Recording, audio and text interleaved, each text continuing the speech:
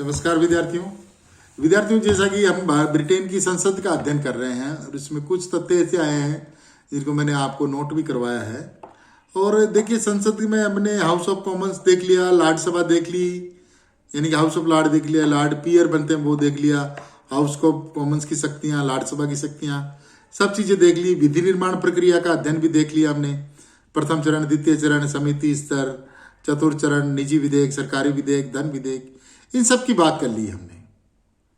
अब विद्यार्थियों, आपके जो आप कभी अपने क्वेश्चन पेपर उठा के देखिए, पिछले वर्षों के क्वेश्चन पेपर उठा के देखिए आप, उसमें मतलब ये जो क्वेश्चन करने का जो ट्रेंड है, विश्वविद्यालय के परीक्षक जो क्वेश्चन पेपर सेट करते हैं, मैं भी एक पेपर सेटर हूँ, तो मैं भी पेपर कई विश्वविद्यालयों के पेपर सेट करता हूँ।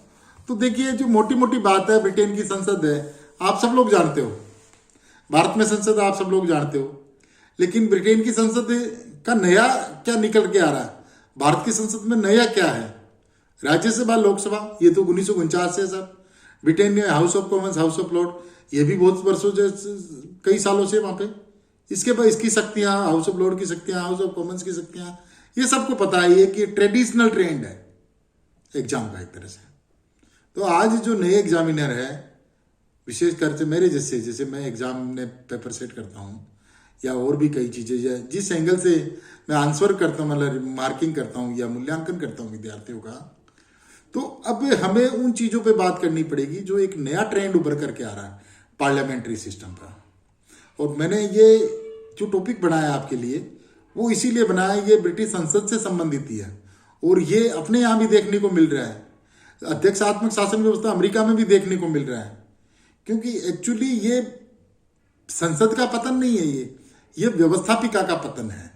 व्यवस्थापिका का कम महत्वपूर्ण होना, ये एक चिंता का विषय है, और एक सर्कमस्टेंसेस ऐसी बन गई कि हमारे पास इसका तत्काल कोई तोड़ नहीं है।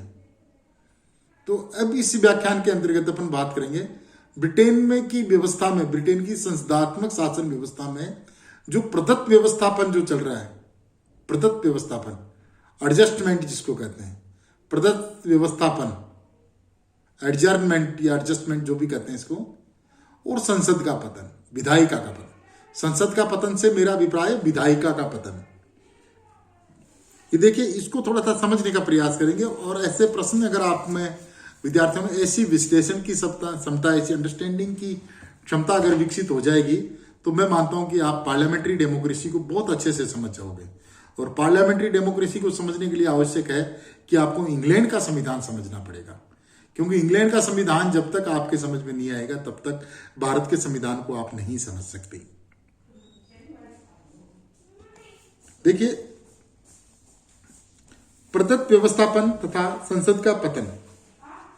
पिछली शताब्दी में संसद की सत्ता में उल्लेखनीय कमी आई है। ब्रिटिश संसद की तुलना में प्रधानमंत्री व मंत्रिमंडल की शक्तियों में उल्लेखनीय वृद्धि हुई है। कॉमन सभा में अनुशासित बहुमत दल के नेता के रूप में प्रधानमंत्री की शक्तियों में अभूतपूर्व वृद्धि हुई है। प्रधानमंत्री व मंत्रिमंडल की शक्तियों में बढ़ोतरी के कारणों की चर्चा पहले की जा चुकी है। कॉमन सभा में जब तक मंत्रिमंडल को पूर्ण बहुमत का विश्वास प्राप्त होता है, वह मनोवांछित कार्यक्रम स्वीकार कराने में सफल होता है। तथापि कुछ अन्य कारण भी है जिन्होंने संसद के समूह कार्य विधि निर्माण में भी संसद की भूमिका को सीमित कर दिया है। संसद की शक्तियों में कमी के लिए पर्याप्त सीमा तक प्रदत्त व्यवस्थापन को उत्तरदायी माना जाता है। प्रदत्त व्यवस्थापन वह उप व्यवस्थापन है। प्रदत्त व्यवस्थापन, देखिए समझने का प्रयास करना आप इस चीज को।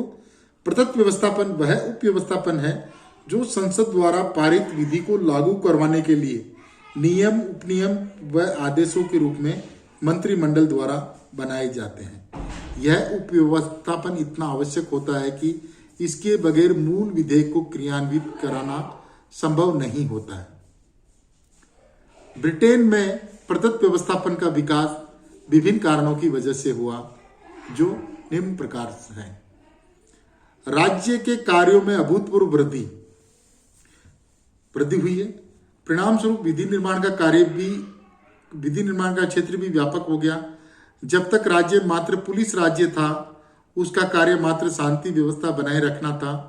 परिणाम स्वरूप विधि निर्माण का कार्य भी सीमित था, किंतु लोक कल्याणकारी राज्य की धारणा ने राज्य के कार्यक्षेत्र में अत्यधिक विस्तार किया है। परिणाम स्वरूप कार्यभार की अधिकता के कारण कामन सभा के लिए यह संभव नहीं है कि वह प्रत्येक विधेयक को विस्तृत रूप में पारित करे। परिणाम स्वरूप विधेयक की व्यापक रूपरेखा संसद द्वारा पारित की जाती है तथा उसे क्रियान्वित करने के लिए उप व्यवस्थापन कार्यपालिका द्वारा किया जाता है। दूसरा जो है इस प्रदत्त व्यवस्थापन का कारण, ब्रिटेन में संसदीय शासन व्यवस्था है। ऐसा संसद का प्रमुख कार्य सरकार पर नियंत्रण रखना होता है। परिणाम स्वरूप सदन का पर्याप्त समय मंत्रियों से प्रश्न पूछने तथा आवश्यक प्रस्तावों पर चर्चा करने में निकल जाता है। सदन विधि निर्माण के लिए आवश्यक समय नहीं निकाल पाता, अतः सदन विधेयकों की व्यापक रूपरेखा स्वयं पारित करता है। क्रियान्विति के लिए नियम व उपनियम कार्यपालिका तथा संबंधित विभागों के द्वारा बनाए जाते हैं। यह तर्क भी दिया जाता है कि संसद में विधि निर्माण के समय चाहे कितनी ही व्यापक चर्चा क्यों न कर दी जाए, कोई भी विधेयक संभावित परिस्थितियों व समस्याओं को ध्यान में रखकर बनाया जाना संभव नहीं है।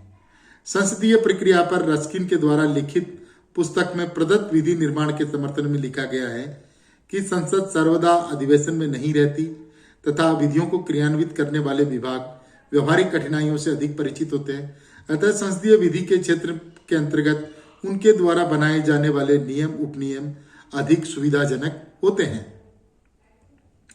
देखिए, प्रदत्त व्यवस्थापन का जो विकास हो रहा है उसका जो चौथा कारण है ब्रिटेन में वो है राज्य की बढ़ती हुई गतिविधियों के साथ साथ विधि निर्माण भी एक जटिल प्रक्रिया होती जा रही है। जबकि कामन सभा के सांसद विधि निर्माण के क्षेत्र में नौसिखिए होते हैं। परिणाम स्वरूप यह सुविधाजनक रहता है कि सदन विधि द्वारा अपनी नीति की स्थूल रूपरेखा प्रस्तुत कर दे तथा कार्यपालिका संबंधित उपनियमों का निर्माण करे।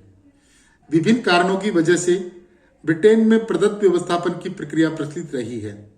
पिछले दशकों में इस प्रक्रिया की वजह से संसद की गरिमा के भंग होने के संदर्भ में विचार विमर्श किया गया। यद्यपि यह माना गया है कि संसदीय प्रक्रिया में संसद के बढ़ते हुए कार्यभार के कारण संपूर्ण विधि निर्माण विस्तार से संसद द्वारा किया जाना संभव नहीं है, तथापि प्रदत्त व्यवस्थापन के संदर्भ में संसद द्वारा कतिपय आवश्यक सावधानियां रखनी चाहिए। ये देखिए, ये चार महत्वपूर्ण कारण हैं जो कि प्रदत्त व्यवस्थापन को बढ़ा रहे हैं। एक तो मतलब कि कॉमन सभा के सदस्यों को इतना ज्ञान नहीं होता, और दूसरा मतलब कि भाई एक तरीके से मंत्रियों के द्वारा या सरकार के द्वारा अपनी जो नीति है वो स्पष्ट कर देना, फिर संसद के द्वारा उसके ऊपर मोटा मोटा विचार कर लेना कि भाई ठीक है जी। और विधेयकों की इतनी भरमार होती है सरकार के पास कि पूरा डिस्कशन नहीं हो पाता, तो वो छोड़ देते हैं कार्यपालिका के ऊपर, आप इसको आगे एडजस्ट कर लेना। मतलब तो ये उसको ये कह देना कि भाई आप इसके नियम उपनियम बनाते रहना। तो वो नियम उपनियम एक्चुअली राजनीतिक कार्यपालिका जो है मंत्रिमंडल वो भी नहीं बनाता कौन है? ब्यूरोक्रेसी, नौकरशाही, जिसकी हम बात करेंगे एक अलग से चैप्टर में ब्रिटेन के। अब देखिए, प्रदत्त व्यवस्थापन है, इसको कैसे रोका जाए, सीमित कैसे किया जाए, इसको बड़ा आवश्यक हो गया। ये तो मतलब संसद के ऊपर एक सुपर पार्लियामेंट के रूप में बन गया ये तो। देखिए, इसको आप कौन कौन से उपाय है। पहला है, संसद को अपने कार्यों की वरीयता तय करनी चाहिए तथा विधि निर्माण को सर्वाधिक महत्व देना चाहिए। संसद को अपने कार्यों की वरीयता तय करनी चाहिए, प्राथमिकता, और अपना जो मुख्य कार्य है विधि निर्माण उसको मुख्य रूप से करना चाहिए। दूसरा है, विधि निर्माण के समय सदन को अतिरिक्त सावधानी बरतनी चाहिए। विधि की भाषा स्पष्ट हो ताकि संबंधित मंत्रियों तथा विभागों को उपनियम बनाते समय विधि की मूल आत्मा को परिवर्तित करने का मौका नहीं लगे। विधि निर्माण के समय सदन को अतिरिक्त सावधानी बरतनी चाहिए और विधि की भाषा स्पष्ट हो ताकि संबंधित मंत्रियों तथा विभागों को उपनियम बनाते समय विधि की मूल आत्मा को परिवर्तित करने का मौका नहीं लगे। तीसरा जो उपाय है वो है, सांसदों को यह भी ध्यान रखना चाहिए कि प्रदत्त व्यवस्थापन के नाम पर संबंधित मंत्री तथा विभाग अपने अधिकारों का दुरुपयोग ना करें। आवश्यकता पड़ने पर सदन द्वारा इस संदर्भ में सतर्कता समिति नियुक्त की जानी चाहिए। चौथा जो उपाय है वो है सांसदों में विधि निर्माण के संदर्भ में जागरूकता आनी चाहिए। उन्हें विधि निर्माण के संदर्भ में अनिवार्य सूचनाएं उपलब्ध की जानी चाहिए ताकि वे विधि निर्माण में प्रभावशाली भूमिका निभा सके। संसद में विभिन्न विधेयकों के संदर्भ में समितियां कुछ सीमा तक इस कमी को पूरा करती है। इस प्रकार ब्रिटेन में प्रदत्त व्यवस्थापन का विकास अनेक समकालीन आवश्यकताओं व दबावों के परिणाम स्वरूप हुआ। तथापि विधि निर्माण की सर्वोच्च शक्ति सैद्धांतिक रूप से ब्रिटिश संसद में ही निवास करती है। ये सभी व्यवस्थाएं संसद व सरकार की सहमति पर ही आधारित है। यद्यपि कार्यभार की अधिकता, समय की कमी तथा सुगठित शासक दल के समर्थन के कारण मंत्रिमंडल द्वारा शक्तियों का प्रयोग बढ़ गया है, तथापि मंत्रिमंडल अपनी सभी गतिविधियों के लिए कॉमन सभा के प्रति उत्तरदायी रहता है। यदि प्रदत्त व्यवस्थापन के कारण विधि निर्माण में संसद की भूमिका घटी है तो मंत्रिमंडल पर नियंत्रण संबंधी विभिन्न कार्यों में उसके कार्यों का विस्तार भी हुआ है। इस प्रकार प्राय सभी राजनीतिक व्यवस्थाओं में प्रदत्त व्यवस्थापन को स्वीकार कर लिया गया है। ये देखिए, ये वास्तविकता है। लेकिन प्रदत्त व्यवस्थापन जो आ रहा है वो आ क्यों रहा है, विचार इस मुद्दे पे किया जाए। आ ये हो रहा है कि पार्लियामेंट जो है, संसद जो है, चाहे वो भारत की हो चाहे इंग्लैंड की हो, क्योंकि भारत की संसद और इंग्लैंड की संसद में कोई मोटा मोटा अंतर नहीं है। फंक्शनिंग दोनों की है कि दोनों की डिजाइन में थोड़ा सा फर्क है। ब्रिटेन की हाउस ऑफ लॉर्ड में की डिजाइन अलग टाइप की है, वहां वंशानुगत है, यहाँ वंशानुगत का कोई पद नहीं है हिंदुस्तान में। लेकिन प्रदत्त व्यवस्थापन की जो बीमारी है वो दोनों में आ रही है। तो इसके लिए क्या, इसको क्यों से रोका जाए? देखिए, इसका जो पहला बिंदु आया है, बड़ा महत्वपूर्ण बिंदु है, वो ये कि भाई जो मतलब है कि पार्लियामेंट जो है उसका जो मुख्य कार्य है विधि निर्माण, पार्लियामेंट मुख्य रूप से अपना वही कार्य करे विधि निर्माण का, इसके अलावा कोई काम नहीं करे। वो सबसे पहला कार्य वो विधि निर्माण ही करे। तो इस प्रकार से ये प्रदत्त व्यवस्थापन और संसद का पतन हमने आज इस अध्याय में अध्ययन किया। विद्यार्थियों, ऐसे प्रश्न अक्सर पूछे जाते हैं, आप इस चीज को बारीकी से समझिए। मतलब एक पैरेलल जो डेवलपमेंट होता है ना, जो विकास नया निकल करके आता है, जैसे भारत की राजनीति के अंतर्गत देखें अपन, भारत की कैबिनेट सचिवालय है। अब इंदिरा गांधी के श्रीमती इंदिरा गांधी के शासनकाल से प्रधानमंत्री कार्यालय महत्वपूर्ण हो गया।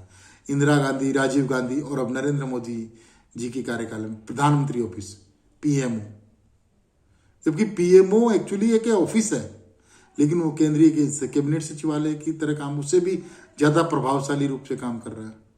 तो ये मतलब एक प्रदत्त व्यवस्थापन ही कह सकते हैं इनको अपन। ये व्यवस्था ऐसी नहीं थी संसद। अब ये इसको अपन इसकी बुराई कहें संसदीय व्यवस्था की, अच्छाई तो नहीं कह सकते, क्योंकि प्रॉपर चैनल जो काम होता है, जैसे व्यवस्थापिका का काम विधि निर्माण, तो विधि निर्माण को वरीयता देनी चाहिए उसको। कार्यपालिका का काम विधि को लागू करना। अब जुडिशरी को देखिए आप, जुडिशरी बिना बात ही मतलब बीच बीच में टांग अड़ाता रहता है हर चीजों में। तो ये जो पार्लियामेंट में जो व्यवस्था की गई है, शासन में सरकार के जो 3 अंग है, व्यवस्थापिका, कार्यपालिका, न्यायपालिका, इनका जो अलग अलग वर्किंग जो फंक्शनिंग है, ये सब अपने अपने कार्यों को करे और पूरी निष्ठा के ईमानदारी के साथ करे, तभी ये पार्लियामेंट्री व्यवस्था या कोई भी व्यवस्था सफल मानी जाएगी, अन्यथा नहीं। Thank you very much. इसी व्याख्यान के साथ आज अपना ब्रिटिश संसद से संबंधित चैप्टर खत्म हो गया, और नेक्स्ट जो अपना चैप्टर आएगा वो अपन बात करेंगे ब्रिटेन की लोकशाही की, या यूं कहें कि ब्रिटेन के अंतर्गत जो नौकरशाही है, ब्यूरोक्रेसी है, उसकी अपन बात करेंगे। अब ब्यूरोक्रेसी के बारे में भी थोड़ी देर पहले बात आई थी कि भाई ब्यूरोक्रेसी, ये जो प्रदत्त व्यवस्थापन है, ये एक्चुअली प्रदत्त व्यवस्थापन ब्यूरोक्रेसी ही है। और फिर अपन जल्द ही 2-3 लेक्चर होने के बाद में जल्द ही अपन नेक्स्ट कॉन्स्टिट्यूशन शुरू करेंगे, अमेरिका का संविधान। ठीक है विद्यार्थियों, ठीक है, thank you very much, all the best. आप लोग सब ये वीडियो देखिए, इनको लाइक कीजिए, सब्सक्राइब कीजिए और शेयर कीजिए। Okay, thank you.